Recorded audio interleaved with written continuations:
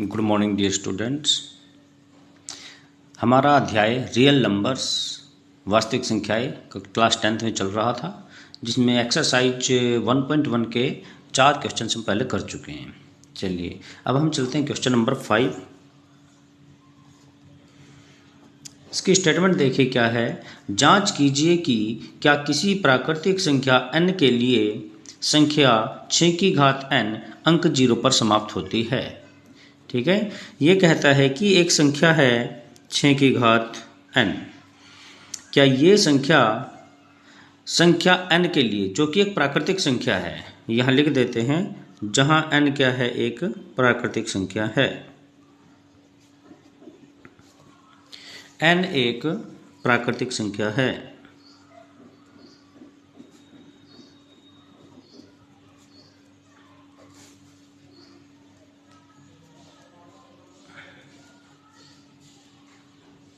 तो n कैसी संख्या है बच्चों? प्राकृतिक संख्या। तो प्राकृतिक का मतलब आप सभी जानते हो कि जो n है उसकी वैल्यू 1, 2, 3, 4 ये सभी संख्याएं हमें लेनी होती हैं, क्योंकि प्राकृतिक संख्याओं यानी कि गिनतियों की शुरुआत कहाँ से होती है? 1 से। अब हमें चेक करना है कि जो 6 की घात n है उसके अंत में क्या कभी 0 आ सकता है, क्या वो 0 पर समाप्त हो सकती है। इसके लिए हमें क्या करना पड़ेगा? n के प्लेस पर वैल्यू को पुट करना पड़ेगा और तभी हम इसकी जांच कर सकते हैं। तो जैसे कि हम यहाँ पर लिखेंगे n बराबर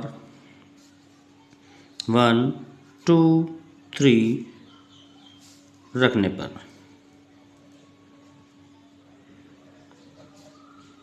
ठीक है प्यारे बच्चों। अब हम 6 की पावर क्या लगा रहे हैं? 1। आपको पता है 6 की पावर 1 तो क्या मिलने वाला हमें? 6। फिर n के प्लेस पर हमने क्या लगा दिया? 2। तो 6 की पावर 2 आ गया, 6 मल्टीप्लाई 6। और जब हम इनकी मल्टीप्लाई करते हैं तो हमें मिलेगा 36। इसके बाद हम 6 की पावर 3 लगाते हैं तो 6 मल्टीप्लाई 6 मल्टीप्लाई 6 कितनी बार? 3 बार, 3 टाइम्स। तो कितना मिलेगा? 216। ओके, तो इस तरह से हमें यहीं से एक आइडिया लग गया है। वो कौन सा आइडिया लगा है कि हम n के प्लेस पर 1, 2, 3, 4, 5 कितनी भी वैल्यू रखें और फिर उनकी मल्टीप्लाई करें, तो हमेशा इन सब के अंत में, लास्ट में, यानी कि यूनिट डिजिट के प्लेस पर कौन सा डिजिट आ रहा है? 6। 6 की पावर 4 लगाएंगे तब भी हमारे पास लास्ट में 6 ही आएगा। तो यहाँ से हम अंदाज़ा लगा चुके हैं कि n की कोई भी वैल्यू रखी जाए, 6 की पावर n के अंत में हमेशा क्या आने वाला है? 6। 0 कभी नहीं आ सकता है। तो इसीलिए हम कह सकते हैं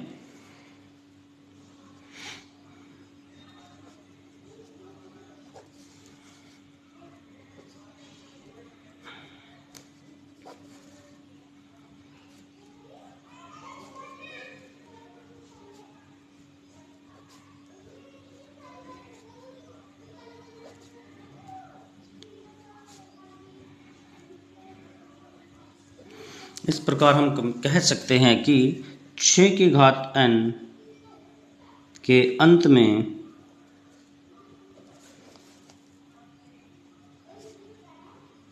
हमेशा 6 यानी कि 6 आएगा।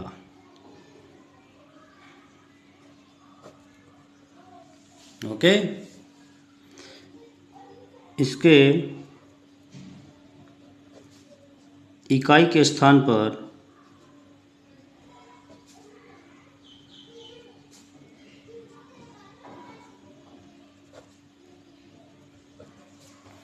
जीरो कभी नहीं आ सकता।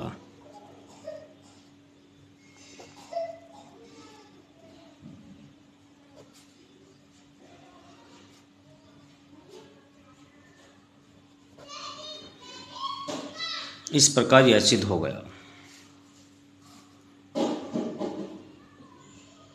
Hence prove. ठीक है,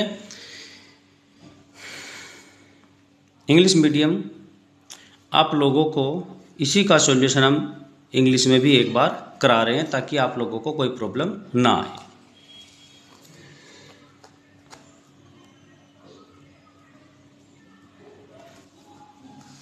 6 raised to power n, where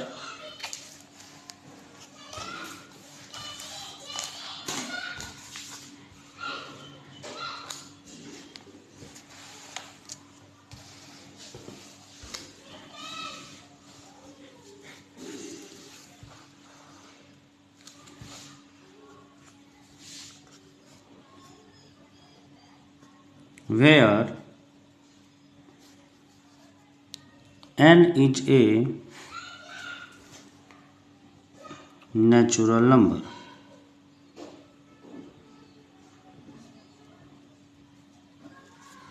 Where n is a natural number.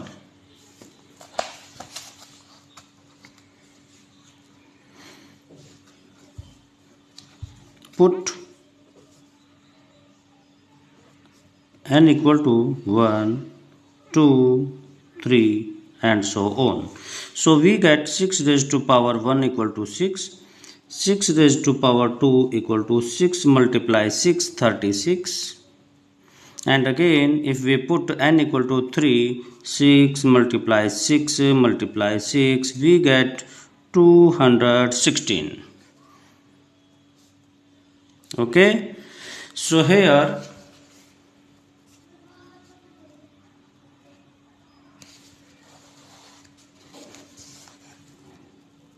we can see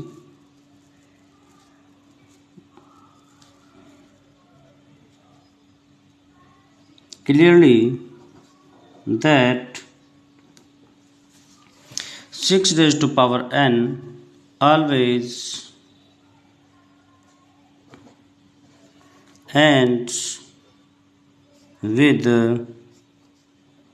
digit 6.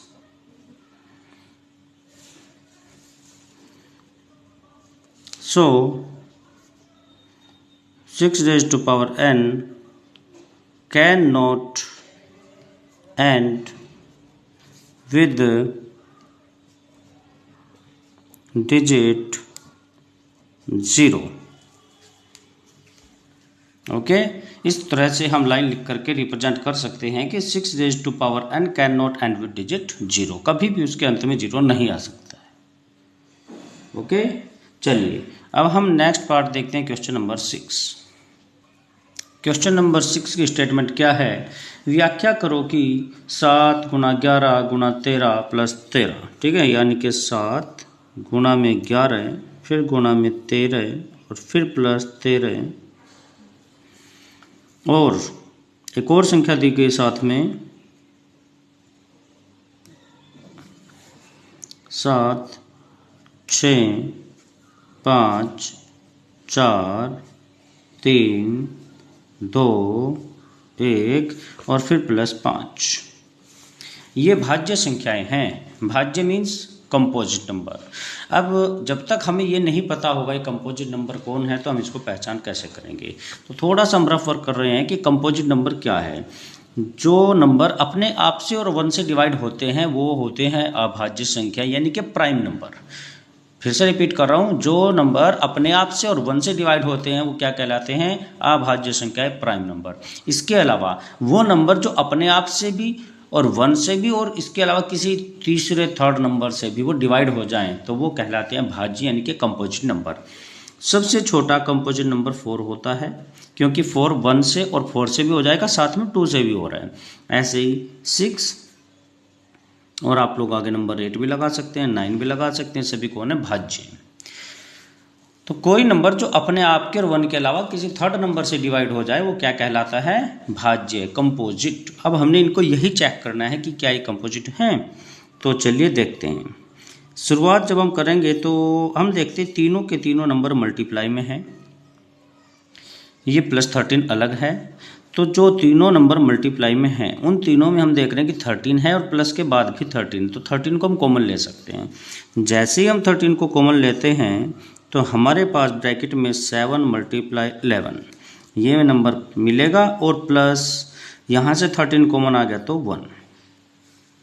और अगर हम इससे भी आगे चलें तो 13 फिर ब्रैकेट का मीनिंग आपको पता है मल्टीप्लाई, इससे हम कैलकुलेट करें तो 11 7 जा 77 और 77 + 1 78 ये आ गया। और यहाँ हम क्लियरली देखते हैं कि इन दोनों की मल्टीप्लाई करके जो भी हमें नंबर मिलेगा वो 13 से भी डिवाइड होगा, 2 से भी डिवाइड होगा, 78 से भी डिवाइड होगा। तो इसका मतलब ये तो पक्का कंपोजिट है, ये तो भाज्य संख्या है।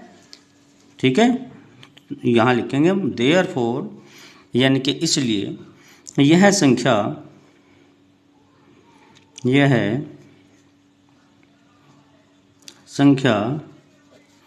एक भाज्य संख्या है। यह संख्या एक भाज्य संख्या है।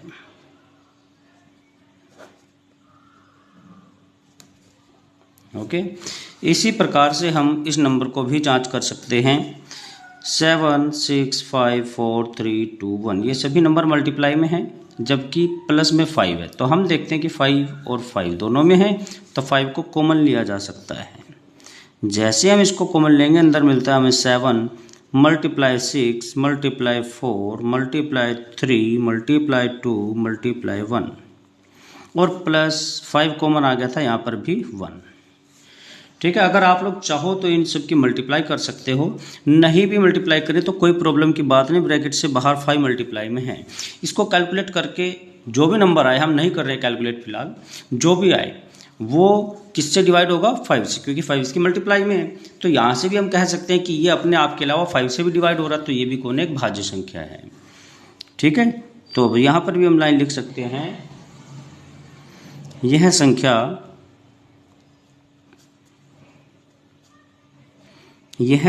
भी एक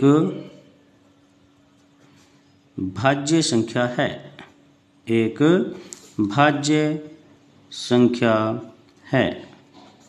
यह संख्या भी एक भाज्य संख्या है। ओके, चलिए नेक्स्ट क्वेश्चन नंबर हम देखते हैं 7 क्वेश्चन में लिखा है, किसी खेल के मैदान के चारों ओर एक वृत्ताकार पथ है। ये खेल का एक मैदान है और इसके चारों एक वृत्ताकार रास्ता बनाया गया है, सर्कुलर ट्रैक है। ठीक है, रेसिंग ट्रैक जिस पे बच्चे रेस करते हैं, रनिंग करते हैं। अब यहाँ एक सेम पॉइंट से दो बच्चे रनिंग करना शुरू करते हैं, भागना शुरू करते हैं, एक सोनिया और एक रवि। जब सोनिया दौड़ती है इसमें, तो सोनिया को लगते हैं 18 मिनट। सोनिया को कितना समय लगता है इसका एक चक्कर लगाने में? 18 मिनट। जबकि रवि को समय लगता है 12 मिनट, 12 मिनट्स। तो हम यहाँ देखते हैं कि सोनिया और रवि दोनों को 18 और 12 मिनट लग रहे हैं, और वो जब एक ही स्थान से एक ही समय पर भागना शुरू करते हैं और एक ही दिशा में, तो कितने समय के बाद एक साथ यहाँ पर मिलेंगे। ठीक है, जब भी ऐसी कोई कंडीशन आए, ऐसा कोई क्वेश्चन आए कि एक ही जगह से चलें और एक ही जगह पर वो कब मिलेंगे, अलग अलग उनकी चाल है या अलग अलग समय में वो तय कर रहे हैं दूरियां, तो ऐसी कंडीशन में याद रखें सभी बच्चे कि हमें एलसीएम निकालना चाहिए। ओके, लघुत्तम समापवर्तक लेना चाहिए। तो 18 और 12 का हमें क्या निकालना है? एलसीएम। Therefore LCM of 18, 12। तो बच्चों हमें क्या रिक्वायर्ड है? 18 और 12 का एलसीएम। एलसीएम निकालने के लिए आपको पता है कि हमें क्या करना पड़ता है? Prime factors. उसके लिए इनके हम प्राइम फैक्टर्स करेंगे। शुरुआत आपको पता है कि हम 2 से कर रहे हैं। 2 9 जा 18, 3 3 जा 9, 3 1 जा 3। और ये आप लोगों को पता है कि ये हम कब तक करते हैं? जब तक हमें 1 नहीं मिलता। फिर से 2 से स्टार्ट कर रहे हैं। 2 6 जा 12, 2 3 जा 6 एंड 3 1 जा 3। इस प्रकार से 18 के जो प्राइम फैक्टर्स है वो मिलते हैं 2 × 3 × 3। एंड सिमिलरली 12 के जो फैक्टर्स हैं वो मिलते हैं 2 × 2 × 3। अब हमको क्या फाइंड करना है? एलसीएम। एलसीएम के लिए बच्चों जो नंबर ऊपर और नीचे दोनों के अंदर आ रहा है वो एक बार ले लेना होता है, या सिंपल रास्ता हमने बताया था कि नहीं पहले पावर्स की फॉर्म में लिख सकते हैं। 3 कितनी बार है, 2 बार, तो 3 का स्क्वायर लिखा जा सकता है। और 2 कितनी बार है, 2 बार, तो 2 का स्क्वायर मल्टीप्लाई 3।